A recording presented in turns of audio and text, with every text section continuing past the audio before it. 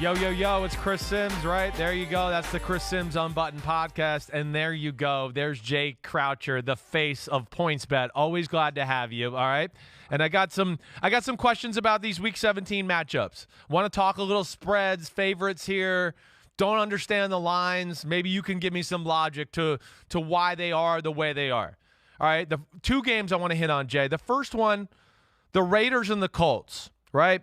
Right now, we got Raiders or Colts favored by 6.5. I guess my big question is, how do you set the line in a game like this where Colts are on fire, they're getting most of their team back, the offensive line is going to be healthy, but oh damn, we're not sure who's going to be playing quarterback quite yet on Sunday because Carson Wentz got COVID. So I was surprised to see the spread that high. I was just surprised to see the Colts favored by that much. Kind of explain that one to me.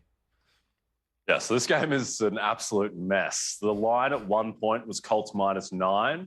And then when the news came out about Carson Wentz getting COVID, it dropped all the way down to -1.5 when we thought that Sam Ehlinger was going to be playing quarterback.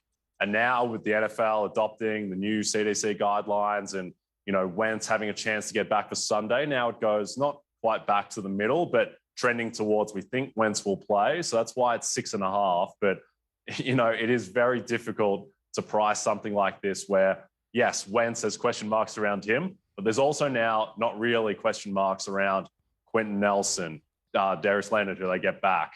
Braden Smith might come back as well. So the Colts are getting whole, and we think that they are a much, much better team than the Raiders, more than a touchdown better than the Raiders at full strength, but we're just kind of hedging our bets a little bit because Wentz does have to get cleared on Sunday morning of the game. So that's why we're at 6.5 at the moment. Okay, I understand that. That's a good hedge. Honestly, like, you said it right. You look at the Colts as being a much, much better team to the point where I look at it and, even with Ehlinger at quarterback, I'm like, man, I still 6.5. I might still take the Colts.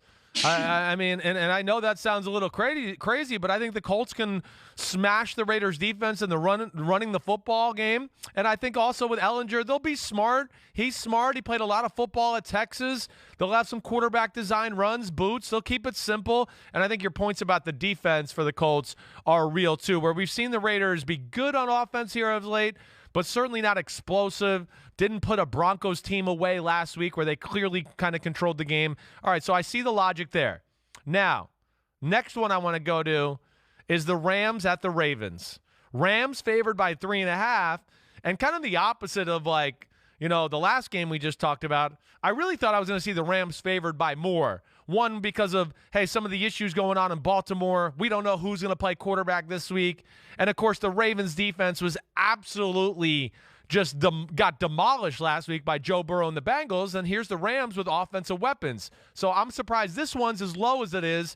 Explain that one to me. Yeah, another really difficult game to price because of all the uncertainty. I think that the reason that it is this low is one, that Baltimore, they'll have a better quarterback situation this week than last week, no matter what happens, whether it's Lamar Jackson or Tyler Huntley just came off the COVID list. And Tyler Huntley is perfectly solid as a backup quarterback. So they'll have a better quarterback situation. And then probably even the main thing is that, the defense that they threw out against Cincinnati was not an NFL defense. There was a lot of practice squad guys. The secondary was an absolute mess. Now they get guys back. They're getting guys healthier. The likes of Justin Houston will come back, Jimmy Smith in the secondary. They'll have more of their team. And a defense that hasn't been very good this year, but at least has been NFL standard and will be better than the unit that they threw out against Cincinnati. They're at home. This is season on the line stuff for Baltimore. Still think they are one of, if not the best coach team in the league. Suspect that Wink Martindale will have something for the Rams offense. And what I'm really interested to see here is just how they approach Cooper Kupp, because they were basically triple teaming Devontae Adams when they played Green Bay 2 weeks ago. And whether they do the same thing to Kupp and make Van Jefferson and Odell Beckham beat them, I think will be interesting to see. But yeah, it's a very difficult one to price, and 3.5 right now is our best calculated guess. Yeah, well, the more I hear you talk about it, the more I think it does make sense. I do. I think, you're saying it right. Baltimore at home, Jimmy Smith coming back, Tyus Bowser, Justin Houston being back, certainly. The quarterback situation makes sense, too. No doubt about it. You're right. It's not going to be Josh Johnson, who didn't do horrible last week. Did really good, actually, in a tough position. But that does. And then, as I sat here and listened to you, too, I also went like, Chris, why would you think that? I mean, Matthew Stafford is so all over the place. And to me, the biggest question right now with the Rams kind of got it going in a lot of ways. Defense has been better. They're running the ball better. We saw special teams return a punt for a touchdown last week. Stafford, I just don't know if I trust him all the way. So I think from that logic there and some of the things you said, I do understand it at 3.5. I'm still going to pick the Rams to win the game. But the desperation thing, too, we can never forget about that psychological element that you brought up in these type of games at the end of the season. Rams know they're going to the playoffs. Ravens are in deep, deep crap, as you explained, and that's going to be interesting. And anything you want to add to this conversation in this matchup here?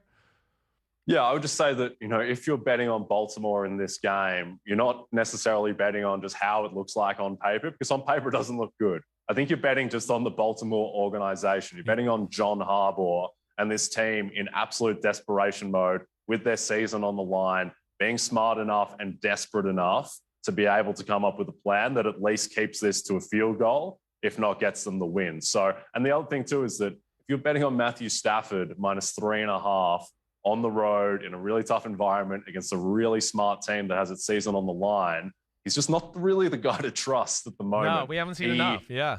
No. And it seemed like he kind of fixed himself with how well he played against Jacksonville and Arizona. But then that Minnesota game was just a complete disaster for him. And I think it says a lot about the Rams and their defense and their weapons that they were able to win that game and absorb that Stafford performance. But, this Baltimore team might be able to take advantage of another game like that. So it's a very difficult one to call, but I think it will be close. I think you hit the nail on the head there, though, I think, is the Stafford inconsistency. Because even the week before last week, the Seahawks game, he was shaky in that, so that wasn't great. And you're right. You're betting on the organization of the Baltimore Ravens in a tough spot, and we've seen them in these moments. We haven't seen Stafford in these moments because he's been in Detroit. I think those are real aspects of the matchup that need to be taken into account. And, hey, I would have never thought the Ravens would be going for 2 and a chance to beat the Green Bay Packers a few weeks ago at home. And there they were going for 2 with a chance to win the football game. That is why you are the freaking man right there. And I appreciate always talking to you, Jay. Thanks on behalf of you, PointsBet. Happy New Year. I'll talk to you soon, buddy. Love it, Chris. Happy New Year. See you, man. See you, man.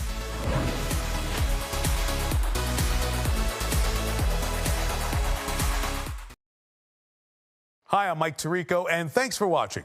Make sure to hit subscribe for the latest news and highlights from NBC Sports.